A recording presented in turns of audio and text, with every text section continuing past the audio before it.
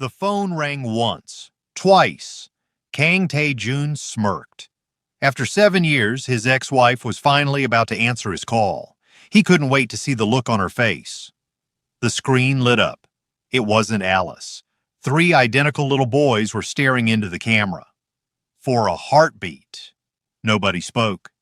Then the boy in the middle gasped. His face exploded into a smile. "Daddy!" The other 2 shoved him aside. "Daddy! Mommy!" One of them shouted over his shoulder. "Daddy finally called!" Tae-jun's smile disappeared. Before he could speak, a woman's hand snatched the phone. The screen went black. Call ended. Silence. His phone was still in his hand. His heart wasn't. Tae-jun stood alone in the open elevator doors, phone still raised, the hallway lights humming around him. He didn't move for a long time. If this is your first time here, hit subscribe because what you're about to watch is going to break your heart before it puts it back together. He didn't go to his office. He went home, sat on the edge of his bed still in his coat, and played the video back. 3 faces. He paused it, zoomed in on the middle one, played it again, paused, zoomed on the one to the left. Again. The city lights moved across the window behind him, hour by hour, and he didn't notice. He wasn't looking for confirmation anymore. He already knew. He was looking for something else, some proof that this wasn't just biology, that this was actually his. He found it on the 9th replay. The middle child laughed at something off screen, head tilting back, and for half a second his smile went crooked on the left side. Exactly. Precisely the way Tae-jun's own smile had looked in every childhood photo his mother used to keep on the mantle before she died.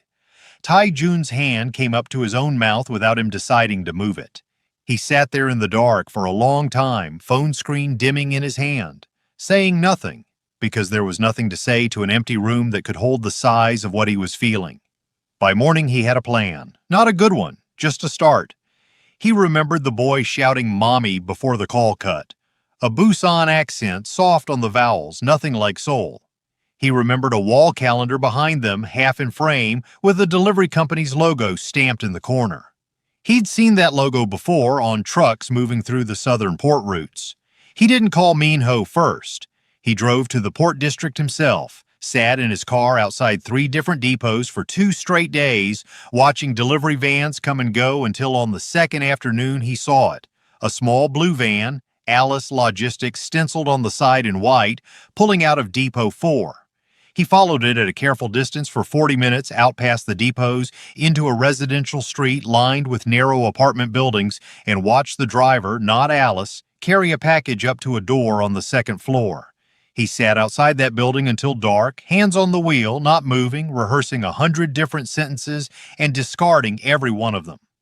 Only then did he call Minho. "I found her," Tae-jun said. "Boss, where are you? You've been unreachable for 2 days. Busan, I need you to run a company name for me. Alice Logistics. Quietly." There was a pause on the line, careful and searching. "You did this yourself?" "I did this myself." Minho's voice softened just slightly. "Then I'll get you what I can. But Tae-jun..." It was rare for him to use the first name instead of boss. "Whatever you find in there, you go in ready for it. Not ready for a fight." Tae-jun didn't answer. He was already looking up at the 2nd floor window where a light had just come on. Alice heard the knock at 7 a.m. and knew somehow, before she even opened the door, exactly who it was. She didn't open it. "Alice." His voice, muffled through the wood, hadn't changed in 7 years. "I know you're in there." She pressed her back against the door and closed her eyes. "Go home, Tae-jun." "I saw them." His voice cracked on the last word, just barely. Alice's hand was shaking on the doorknob. Behind her, small footsteps padded into the hallway. "Mommy, who's that?" She turned. 3 pairs of identical eyes stared up at her, still in pajamas, hair messy from sleep. "Go back to your room," she whispered. "Is that Daddy?" one of them asked, already moving toward the door. "No. Wait." Too late.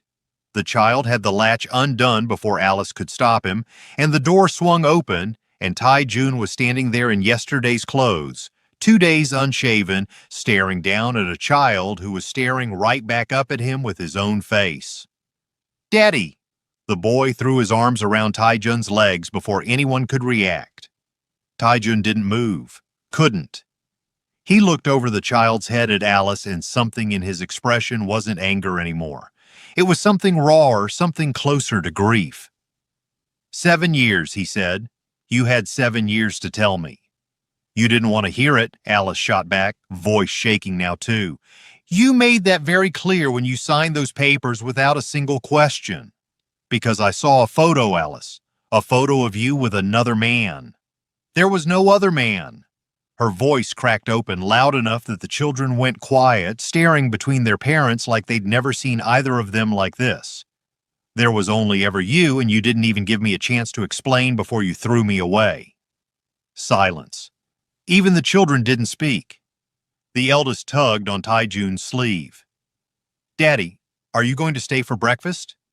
Please, he added quietly, and something about the small, uncertain please undid both of them at once. Alice stepped back from the door, jaw tight, and didn't say yes, but didn't say no either. Tai-jun took that as permission and walked in before she could change her mind. The kitchen was small, warm, lived in. Tai-jun sat at a table built for 4, not 5, knees bumping the underside every time he shifted. 3 sets of eyes studied him with open, unguarded curiosity, introducing themselves without being asked. I'm Junseo, said the eldest, watching Tai-jun with a seriousness too old for his face. I'm the oldest, by 4 minutes. I'm Jiho, said the second, already reaching for more rice. Do you like soccer? The third one hung back near Alice's leg, wary. That's Woo Jin, Alice said softly, resting a hand on his head. He takes longer to warm up. Woo Jin studied Tai-jun a long moment, then asked very seriously, Are you going to leave again? The kitchen went still. I didn't know I was ever gone from you, Tai-jun said carefully, kneeling to his eye level. But I'm here now. Woo Jin considered this, then climbed into the chair beside him, apparently satisfied. You built all this, Tai-jun said quietly, once the boys were distracted again. Alone. I didn't have a choice. You could have come to me. I tried. Alice set a plate down harder than necessary. I called your office 11 times that first week. I was told you were unavailable. I went to the estate. Security wouldn't let my car pass the gate. I never got a single letter. I know that now. Her voice quieted, but the fire didn't leave it. I gave up writing to you after the first year. Not because I stopped hoping, because it hurt less to build something with my own hands than to keep begging a silence to answer me. But I never stopped waiting for you to find your way back. That's why I kept your photo. Why I told the boys who you were every birthday. Tai-jun's throat worked. 43 calls, he said quietly. I found the number myself, in an old phone bill still in your name at the district office. 43 calls to a line that was supposed to be mine. Alice looked up sharply. You found that? Yourself? I wasn't going to let someone else do this for me. Something shifted in her face.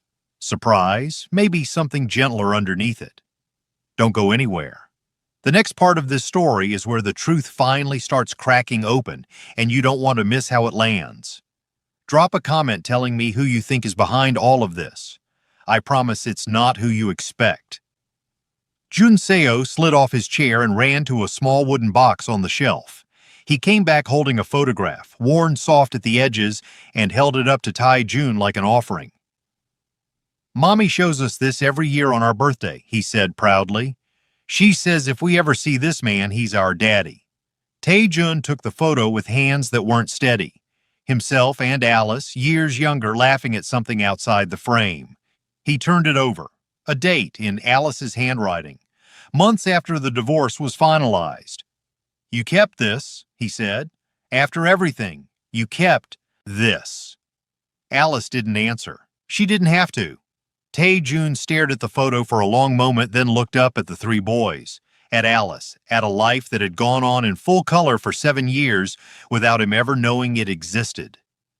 "I have so much to make up for," he said quietly. "I don't even know where to start." "You already started," Alice said. "You found us yourself." Neither of them said anything else. They didn't need to. Something in the room had shifted. Not resolved, not yet, but no longer frozen either. This is only the beginning.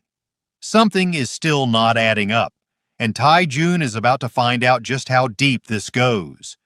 Stick around, because the next part changes everything you think you know. Tae-Jun stayed until the boys fell asleep that night, sprawled across the living room floor over half-finished puzzles, and only then did Alice walk him to the door. "I need to understand what happened," he said. "Not just that it happened. Who? Why?" "I've wondered that for 7 years," Alice said. "If you find an answer, I want to hear it before anyone else does." He nodded and left, and didn't sleep that night either. The next morning, Tai-Jun sat across from Min-ho in his office, a single folder between them. Not the thick file Min-ho usually assembled, but something thinner, more careful. "I only pulled what you asked," Min-ho said. "Nothing more. You wanted to do this yourself." "I do." Tai-Jun opened the folder. Inside was a single printed record, a call log from his old private line, the one that had been disconnected the month after the divorce. "This is everything routed through this number in the 6 months before the papers were signed?" "Everything I could recover. Most of it's gone, but there's a pattern in what's left." Tae-Jun scanned the log. Dozens of incoming calls from an unlisted Busan number, every single one under 60 seconds. Every single one logged as forwarded, not answered, not missed. Forwarded. Someone had been redirecting them in real time. Forwarded where? That's where it gets complicated. Min-ho leaned forward. The forwarding order came from inside the household staff system, someone with administrative access to the private line, which narrows it down to a short list of people who had that kind of access 7 years ago. "How short?" Min-ho held up 3 fingers. "1. Your grandmother, obviously. She controlled every account in the house." Tae-Jun's jaw tightened, but he said nothing yet. 2. The Choi family. Min-ho watched Tae-Jun's face carefully as he said it. "You remember the shipping dispute that year? Alice's early logistics contracts were undercutting a route the Chois considered theirs. If she'd stayed married into this family, backed by Kang resources, she could have run them out of the southern ports entirely. They had motive to make sure that marriage didn't survive." "That's a stretch." "Maybe, but it's on the list." "And 3, Min-ho hesitated. "Director Han." Tae-Jun looked up. "My father's old director? He retired years before any of this." "He didn't retire. He was pushed out quietly, right around the time you and Alice got married. He'd spent 15 years positioning himself as your father's second, assuming he'd advise you the same way once you took over. A wife with her own ambitions, her own influence over you, that's not what he'd planned for.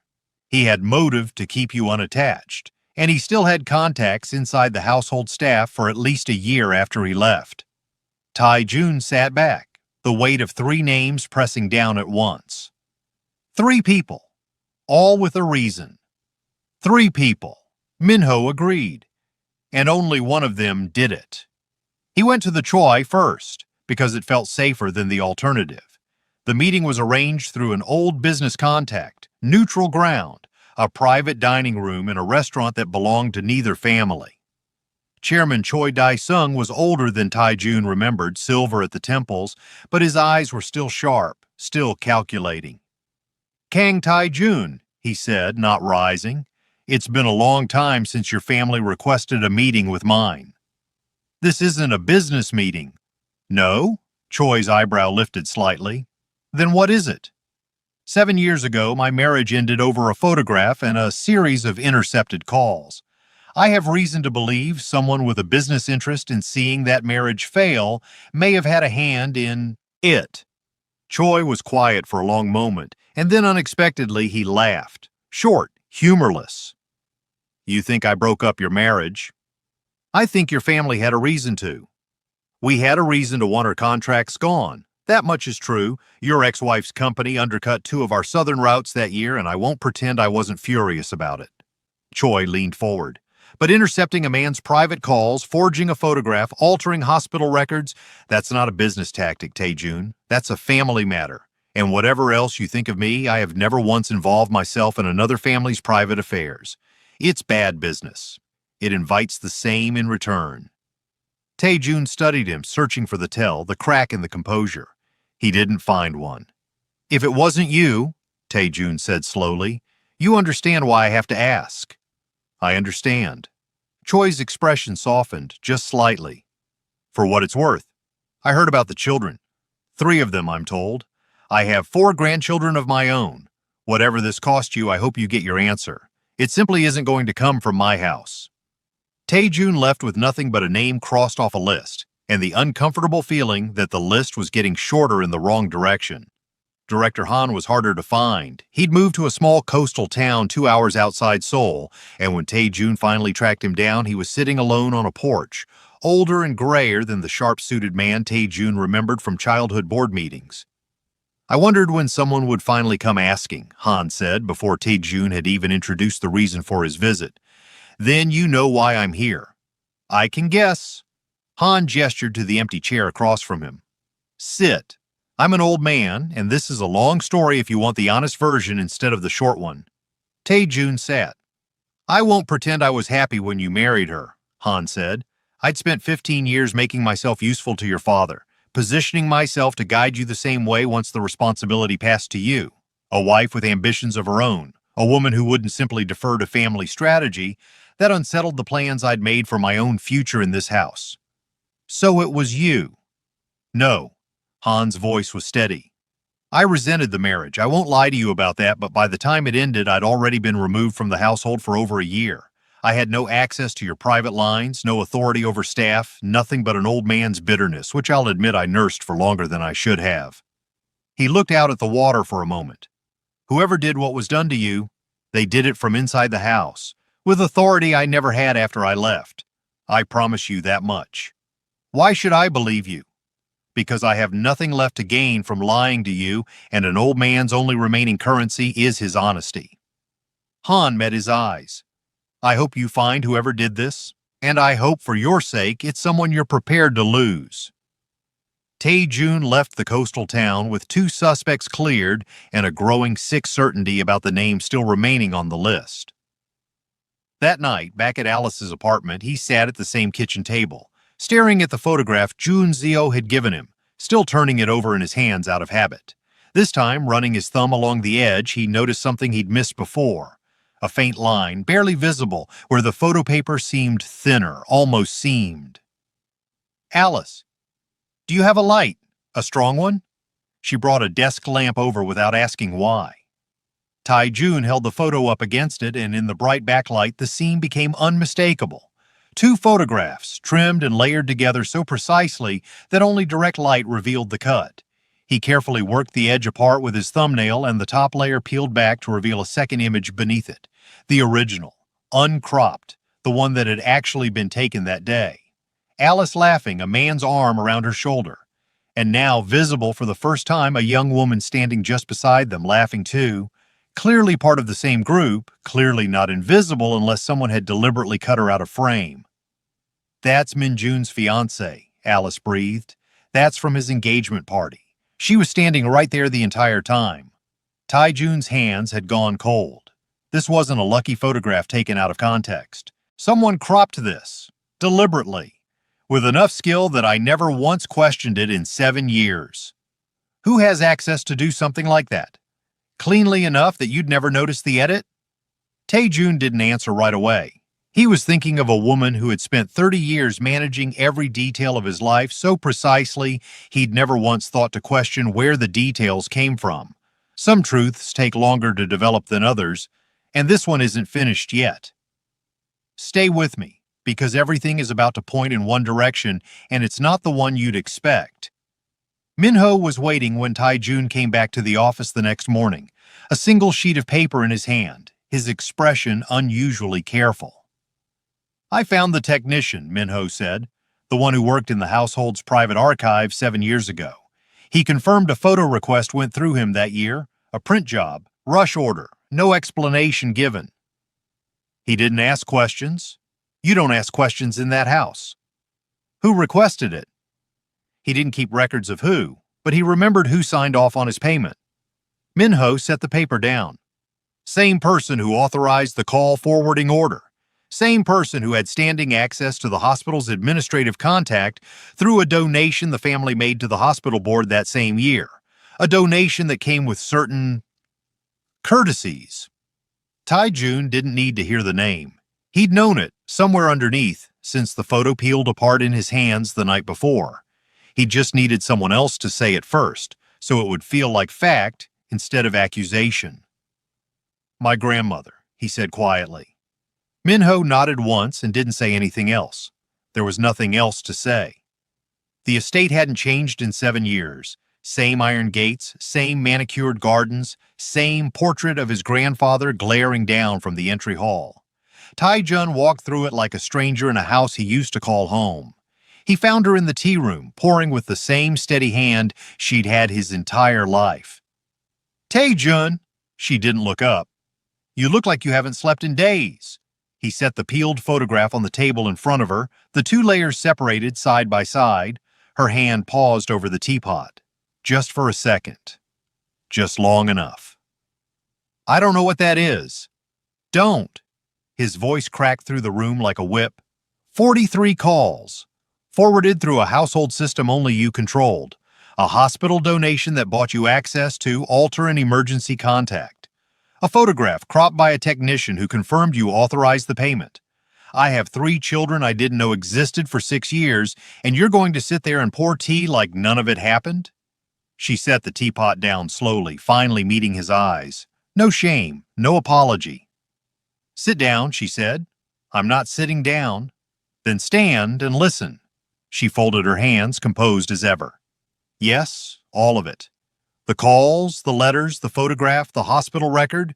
I did every piece of it myself, and I would do it again tomorrow if I believed it would save you the same way. Save me? His hands curled into fists. You stole 6 years of my children's lives. You let me believe the woman I loved betrayed me on purpose. Because a mafia boss doesn't need love, Tai-jun. She rose, walked to the window, looked out over the gardens like a general surveying a battlefield she'd already won. Love makes men weak. It makes them predictable. It gives enemies a place to aim a knife. That girl was kind and warm and completely unsuited to the life you were born into. She would have made you soft, and soft men don't survive in this world. They get buried in it along with everyone who depends on them. She didn't make me weak. She made me better. And you took that from me. His voice shook now, not with restraint, but with the effort of holding back something larger. You took 6 years of my children's lives, and you're standing there telling me it was a gift. It was survival. Something flickered behind her composure. Not guilt, but urgency, the look of a woman feeling her grip finally slip. Everything I did to keep this family standing. I was protecting your inheritance. I don't want it. The words landed heavier than either of them expected. Even she went still. You don't mean that. I've never meant anything more in my life. He stepped closer, and for the first time in his life, his grandmother took a step back from him. Everything you built, everything you controlled, I'm done. I'm walking away from all of it. You'll lose everything, she said, real fear threading her voice for the first time. The businesses, the protection this family provides. You're standing with every partner, every rival who currently fears the name Kang. Walk away, and you walk away with nothing to shield those children from a world that eats weak men alive. Then let it eat me instead of them. He didn't flinch. The businesses need a hand that isn't mine and isn't yours either. Minho takes the seat, someone who never once used this family's name to hurt the people I loved. You'd hand this family to an outsider before you take it yourself. I'd hand it to someone who deserves it. He turned toward the door.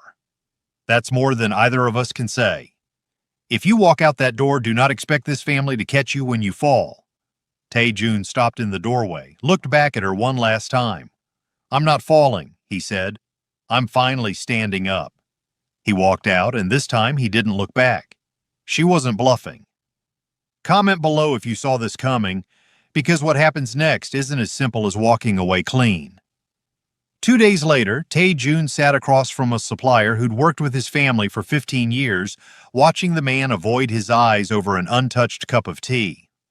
"I'm sorry, Tae-jun," the man said. "The terms have changed, effective immediately.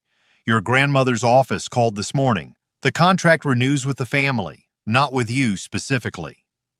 By the end of the week, 2 more contracts had followed the same path. His head of security resigned without explanation. A warehouse lease he'd held for 6 years came back marked under review. Minho found him that night, staring at a spreadsheet of numbers that kept getting worse. "She's dismantling you piece by piece," Minho said quietly. "Slowly enough that it looks like bad luck instead of a war. I know what she's doing. Boss, if you don't go back and smooth this over..." "I'm not going back. Not for this. Not for any of it." Tae-jun closed the laptop. "I told her the businesses go to you, not to her, not back to me. You've run half this operation for years without the title. I'm making it official, if you'll take it." Minho went very still. "You're serious?" "Dead serious. Clean books, clean partners, no more family politics looking over your shoulder. Build it the way you'd build it if nobody was watching your neck." "And you?" "I'm starting over. Smaller. Something that doesn't answer to her and doesn't need to." For the first time in days, something like calm settled over Tae-jun's face. "I've spent 7 years building something that made me powerful and miserable. I'd rather spend the next 7 building something small enough to actually sleep at night." Minho almost smiled. "You've changed." "I had 3 good reasons to." Alice heard about the fallout before Tae-jun told her. A mutual contact in Busan mentioned half the Kang family's usual partners had gone quiet. She sat with the boys that evening, only half listening to their chatter, her mind circling the same worry over and over. He had walked away from everything. For them. For her. And some old, guarded part of her didn't know what to do with that. The knock came at 8, softer than the one from days before. She opened the door this time. Tae-jun stood there without his usual composure, tie gone, sleeves rolled, looking more tired and more unguarded than she'd ever seen him. "I heard," she said quietly. "I don't regret it." "You gave up everything." "I gave up a name," he said. "I didn't give up anything that actually mattered." He looked past her, toward the sound of the boys' voices, and something in his face softened completely. "I want to build something new, slower, smaller, something I could actually let them be part of one day." "That's not a small thing to ask," Alice said, arms crossed, guard still up but not as high as it had been. "Trust doesn't rebuild in a week. You broke it in 4 days once. I need to know this isn't going to happen again the first time something gets difficult." "I know, I'm not asking you to trust me today. I'm asking for the chance to earn it, however long that takes." "Dinner," she said finally. "You can stay for dinner. That's all I'm offering. Tonight." He came back the next week, and the week after that. Slowly, dinners became a standing habit. Tae-jun learning which boy needed his rice separated from his vegetables, which one couldn't sleep without a specific stuffed rabbit, which one still eyed him warily every time he reached for his coat, bracing for the door to close again. It was Woo Jin, 3 weeks in, who finally stopped flinching. Tae-jun was helping him with a puzzle on the living room floor when the boy said, without looking up, "You come back every time now." "Every time," Tae-jun agreed. "Even when it's hard?" "Especially then." Woo Jin leaned his small weight against Tae-jun's arm, and neither of them said anything else about it, because nothing else needed saying. Alice watched from the kitchen doorway, arms crossed, and for the first time let herself believe this might actually hold. Months later, the school hallway was decorated with paper hearts for the Father's Day event, and Alice stood near the back doors watching her sons fidget with their collars, checking the entrance every few seconds. "He said he'd come," Junseo whispered, more to himself than anyone. Daddy doesn't break promises anymore, he added with the stubborn faith only a 6-year-old could manage. He said. The doors opened. Tai-jun walked in, hair slightly out of place like he'd run the last 2 blocks, a bakery bag still in one hand. His eyes found the 3 boys instantly, then Alice, standing just behind them. Daddy! All 3 ran at once, nearly knocking him over. He dropped to his knees right there in the middle of the hallway, gathering all 3 into his arms, eyes closed, breathing them in like a man who still couldn't quite believe this was real. Woo Jin held on tighter than his brothers, face buried in Tai-jun's collar, quiet in the way that meant more than any of his brothers' noise. Daddy? Woo Jin finally said, voice small against his shoulder. Yes? You came back. I told you I would. The boy pulled back just enough to look at him, checking the way he always did, and this time he smiled instead of studying. Tai-jun smiled back, and for a moment neither of them said anything else at all. Behind them, Alice stood by the door, arms crossed loosely, a small smile she wasn't quite letting all the way out. Tai-jun looked up and held her gaze a beat longer than he needed to. She didn't look away. If this story moved you, don't scroll past without hitting subscribe. There's another one just like it waiting for you, and you won't want to miss where it goes. Drop a comment and tell me which moment hit you hardest, and hit like if you're glad Tai-jun finally found his way back to his family.